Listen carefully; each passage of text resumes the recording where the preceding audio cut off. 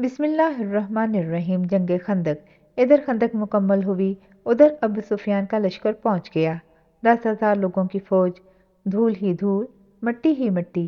جبل احد کے مشرقی کنارے میں دشمن سیاہ نے پڑاؤ ڈال دیا۔ راہ میں آتے آتے دشمن نے نہ جانے کیا کیا منصوبے سوچ رکھے تھے۔ ادھر پہنچے تو دیکھا شہر کو جانے والے راستے کے بیچ ایک وسیع تازہ کھدی خندق حائل ہے۔ سب پریشان۔ عرب کے ریگزاروں میں یہ دفاعی حکمت عملی نہیں تھی۔ خندق کے قریب ہونے کی کوشش کرتے تو خندق کے مدینے کی طرف اونچے کنارے کے بنے مورچے سے زناٹے کے تیر آتے۔ کیا کیا جائے؟ وہ خندق سے باہر کنارے سے دور گھوڑے دوڑائیں، دیکھیں کہیں سے چوڑائی کم ہو، وہ بھاگتے گھوڑے کو اینٹ دے کر پھلانگ سکے۔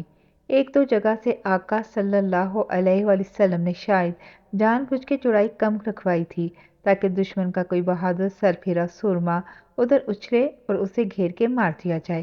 ایسا ہی ہوا۔ 2 ہفتوں کی تگ و دو کے بعد دشمن وہ تنگ چوڑائی والی جگہیں دیکھ لیں۔ قریش کے چند سوار عمر بن عبدود، اکرمہ بن ابو جہل، حیرہ بن ابی وہب، زرار بن خطاب اور نوفل بن عبداللہ نے اسی جگہ سے خندق باری باری دوڑتے گھوڑوں سے پار کر لی۔ ادھر سیدنا علی رضی اللہ تعالیٰ عنہ انہی کے انتظار میں کھڑے تھے۔ پہلے تو ان کی واپسی کا رستہ بند کیا، پھر سامنے آگے۔ پہلے عمر بن عبدود روبرو آیا، تکبر اور لوہے کی زروں میں غرق، تحقیر سے بولا، بچے ہو، کسی بڑے کو بھیجو۔ سیدنا علی رضی اللہ تعالیٰ عنہ نے کوئی ایسی بات کہی جو اسے بہت چبھی۔ غصے میں گھوڑے سے اترا۔ سیدنا علی کو اسی لمحے کا انتظار تھا۔ ایسا تاک کے وار کیا کہ عمر کٹ کے گر گیا۔ نوفل بن عبداللہ بھی خندق پھیلاتے ہوئے گھوڑے کو بھگائے لا رہا تھا کہ عین خندق کے اوپر اس کا گھوڑا بدک گیا، بیچ خندق کے گھوڑے سمیت گرا۔ لوگوں نے پتھر مارنے شروع کر دیے۔ وہ چیخ کے بولا، پتھر سے نہیں، مجھے تلوار سے مارو، عزت سے مارو، میں قریش کا رئیس ہوں۔ سیدنا علی رضی اللہ تعالیٰ عنہ خندق میں اترے اور اس کی یہ خواہش بھی پوری کر دی۔ قریش والے اس کی لاش لینے آئے، ساتھ 10,000 درہم نقد۔ آقا صلی اللہ علیہ وآلہ وسلم نے لاش مفت واپس کر دی۔ مقصد یہ بتانا تھا کہ ہم لاشیں نہیں بیچتے۔ مسلمانوں کے لیے وہ بہت آزمائش کا وقت تھا۔ قرآن پاک نے خود اس کیفیت کی منظر کشی کی ہے۔ مسلمانوں، یاد کرو اس وقت کو جب دشمن تمہارے سر پر آ پہنچا تھا، اوپر جانب سے بھی اور نیچے کی طرف سے بھی، اور نگاہیں خیرہ ہو گئیں اور کلیجے منہ کو آنے لگے اور اللہ تعالیٰ کے ساتھ طرح طرح کے گمان کیے جانے لگے۔ اس جگہ اہل ایمان آزمائے گئے اور خوب آزمائے گئے۔ سورۃ احزاب۔ یہ خوفناک حالت اس وقت ہوئی جب مسلمانوں کو علم ہوا کہ مدینے کے جنوب میں بنو قریظہ والوں نے مسلمانوں کے ساتھ غداری کر کے قریش سے گٹھ جوڑ کر لیا۔ اوپر سے 10,000 کا لشکر اور نیچے یہودیوں کے قلعے کی طرف کوئی خندق بھی راہ میں نہیں۔ آقا صلی اللہ علیہ وآلہ وسلم نے احتیاطاً شور ہی سے اس طرف ایک کیمپ لگا کے کچھ محافظ ادھر چھوڑے تھے اور مدینے کی عورتیں اور بچے ادھر جمع کیے تھے۔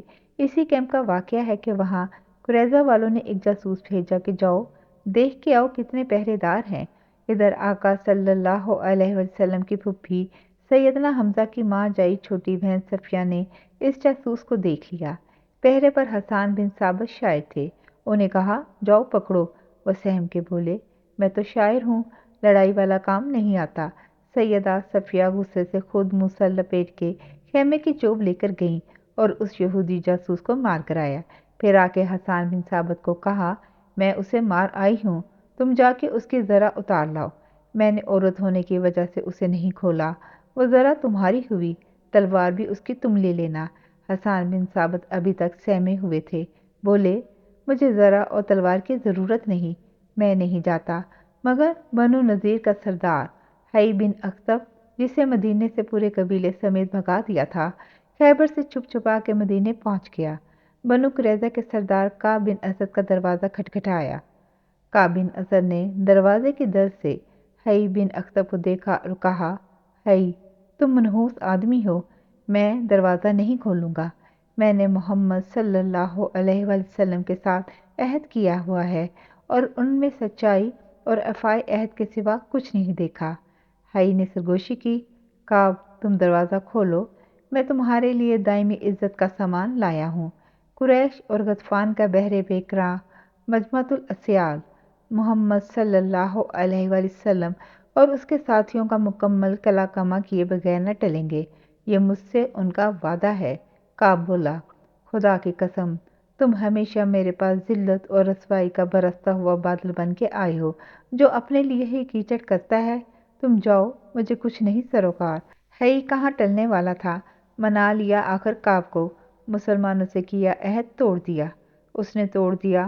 آقا صلی اللہ علیہ وآلہ وسلم کو خبر ملی، سیدنا سعد بن معاذ، سعد بن عبادہ، سیدنا عبداللہ بن رواحہ اور سیدنا خواد بن جبیر کو تصدیق کے لیے بنو قریظہ بھیجا، ساتھ تاکید کی کہ حالت جنگ میں ہیں، واپسی پہ خبر مبہم الفاظ میں دینا تاکہ بری خبر کی صورت میں تبدیلی نہ پھیلے۔ صورتحال بہت نازک تھی۔ یہ معززین بن گئے۔ کعب بن اسد کو اس کا عہد یاد دلایا۔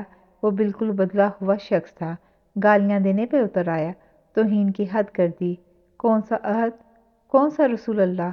بھیجے ہوئے معززین واپس آ گئے، کچھ کہے بغیر ہی۔ تحریر ان کے چہروں پہ لکھی تھی۔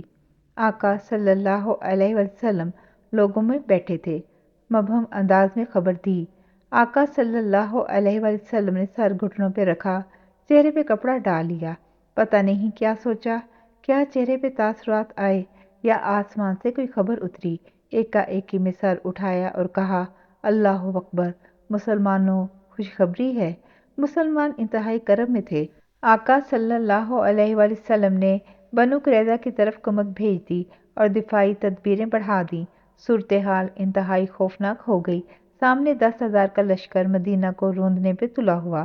عقب میں ریاست کی وفاداری میں ساتھ دینے والا یہودی قبیلہ باغی ہو گیا، دشمن سے مل گیا۔ اس طرف تو کوئی رکاوٹ، کوئی خندق بھی نہیں تھی۔ آقا صلی اللہ علیہ وآلہ وسلم نے اللہ کے حضور دعا کے لیے ہاتھ پھیلا دیے۔ اے اللہ، ہماری پردہ پوشی فرما عیبوں سے اور ہمیں خطرات سے محفوظ فرما۔